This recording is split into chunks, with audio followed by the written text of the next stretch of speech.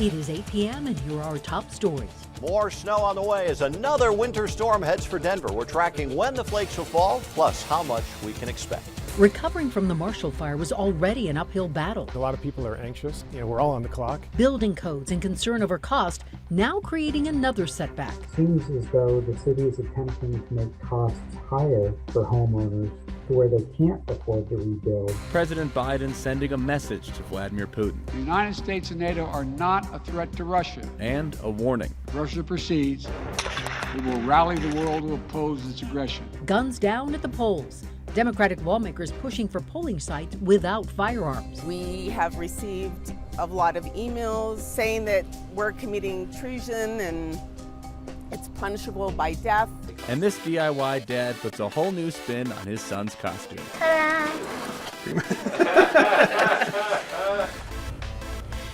Well, clear today, but gone tomorrow. A mild night as we take a live look over Denver and take a good look because it will be covered in snow by this time tomorrow. Good evening and thank you so much for watching Denver 7 News on Local 3. I'm Ann Trujillo. I am Danny New. It is a Denver 7 weather action day. Another cold front on the way and moving in tomorrow, and it's expected to bring up to 6 inches of snow to the Front Range.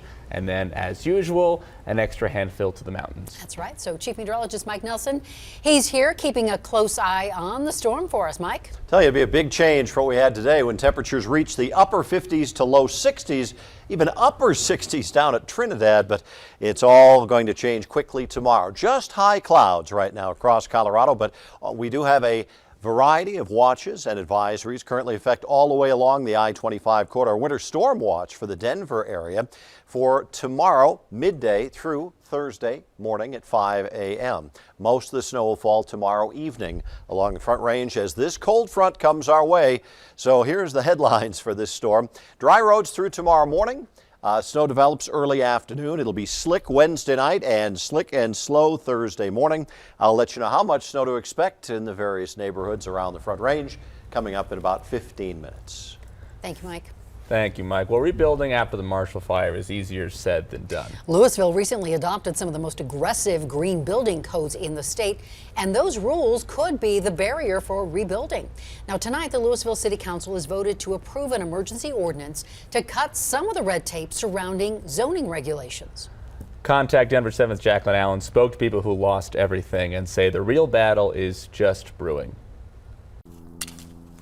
And it's just like a needle in a haystack. Sifting through what little is left of his Coal Creek home, Chris Fuller is also looking at the bigger picture. I'm kind of girding myself for the battle ahead. The battle to rebuild is just getting started. Many Louisville residents, already underinsured, worry the city's so-called net zero green building codes will price them out. It is going to be placing, I think, a financial burden that may make the difference in whether some of us can, afford to rebuild. Tonight, Louisville is considering removing roadblocks over setbacks and housing footprints. Net zero is the next debate. Nobody should have to choose between an affordable home and an energy efficient home. Councilman Kyle Brown says the city is working with Excel and other partners to fund some of the costs. In a public letter, Governor Polis promised he would promote funding a sustainable and resilient recovery for your community and others in the future. So far, nothing is set in stone. Do you feel that pressure of a ticking clock? People need to know? Yes, absolutely. Every day, people are already having to make decisions about whether they can stay or whether they need to find another place. We want to keep them in Louisville. I think my biggest concern right now is that the city has an agenda. Christian Dino is a Louisville architect and general contractor who lost his home. He believes the city's net zero requirements could add up to $100,000 to a rebuild. Seems as though the city is attempting to make costs higher for homeowners to where they can't afford to rebuild. He and many neighbors are pushing to return the building codes to 2018 standards for fire victims, still sifting through their options. For those of us who are having to rebuild, not because we chose to, but because we have to, I think that's a practical thing to do. Jacqueline Allen, Denver 7. Thank you, Jacqueline. There are clearly a lot of moving parts. For example, Councilman Brown said that some insurance companies may cover the new code, so repealing it would actually hurt fire victims. We are still waiting to hear exactly how much the state will cover, but Louisville plans to vote on this in a couple of weeks. Families whose homes were destroyed are not the only ones who were displaced by the Marshall Fire. Several communities surrounding the main fire zone were damaged by the smoke and ash, and now they can get help from Boulder County. Those who qualify could receive $2,500 for a household up to 2 people and $5,000 for a household of 3 or more people. You will need to show proof that you've been displaced due to the smoke and ash contamination. Tonight, Superior opened an assistance center to help businesses impacted by the fire. The center will have free work and meeting spaces, plus access to computers, internet, and other office supplies. You can find it in the Superior Marketplace off Highway 36 and McCaslin. Meanwhile, Boulder County has reopened the Cowalton Trailhead, which had been closed since the fire. Repairs have been made to signs and trails, but working on replacing the fencing is still ongoing. President Biden has a new warning to Russia about invading Ukraine. He says Russian troops are continuing to build near Ukraine's border, even as Russian officials say they are pulling back some of their forces. If Russia attacks Ukraine, it'll be met with overwhelming international condemnation. The world will not forget that Russia chose needless death and destruction. President Biden also reiterated his support for Ukraine and warned of fallout here at home. I will not pretend this will be painless. We are taking active steps to alleviate the pressure on our own energy markets and offset raising prices. And I'll work with Congress on additional measures to help protect consumers and address the impact of prices at the pump. President Biden ended with an appeal for diplomacy, saying he wants to reach a peaceful resolution with Russia. Colorado is one step closer to banning the open carry of guns near polling sites. Denver 7 political reporter Megan Lopez explains the new bill aiming to stop voter intimidation, and that while some lawmakers say it's a matter of safety, it of course comes with some debate.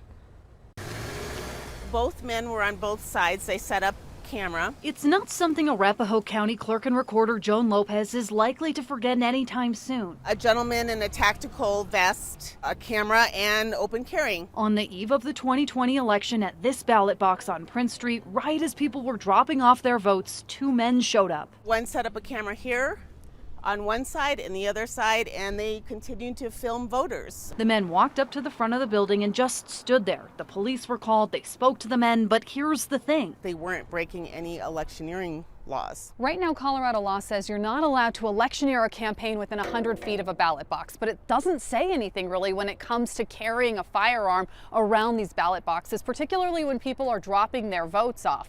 A handful of jurisdictions have taken it upon themselves to come up with their own rules, but for the most part, most counties follow state law. What we saw in the 2020 elections just put a spotlight on how sensitive voting has become, and that's unfortunate. That's why Representative Jennifer Bacon and a group of Democratic lawmakers have proposed a bill to ban open carry around ballot boxes and polling places. We want to reinforce the notion of how sacred it is to be able to vote, how important it is that people feel safe. I think that is a very valid argument. House Bill 1086, otherwise known as the Vote Without Fear Act, is not without opposition. I don't like to be in gun-free zones. Representative Patrick Neville was at Columbine in 1999 and lost classmates. He says this bill could have the opposite effect on some voters. This is going to make guys like me fearful, and that might be what they're attempting to do, is to suppress conservatives from actually turning out to vote. The bill passed its first committee hearing on Monday along party lines. As for Arapahoe County, with or without the bill, they're taking action. It was passed where open carry is not allowed in our buildings any longer. A big change before the 2022 midterm elections. Megan Lopez, Denver 7. Thank you, Megan. And if that bill passes, it would go into effect immediately, and anyone open carrying in polling locations could face a $1,000 fine or jail time. Coming up on Denver 7 News at 8, Aurora ready to transform its police force. All of this is about the community and making sure that we can build trust between the community. We go one-on-one with the head of the new agency about their goals for the department. Winter storm watch in effect. Big changes coming up in the next 24 hours. Plus, one family proving that creative costumes aren't always one size fits all. It makes it memorable for the kids. It makes it memorable for other people that are involved. It makes it memorable for people who come across these kids.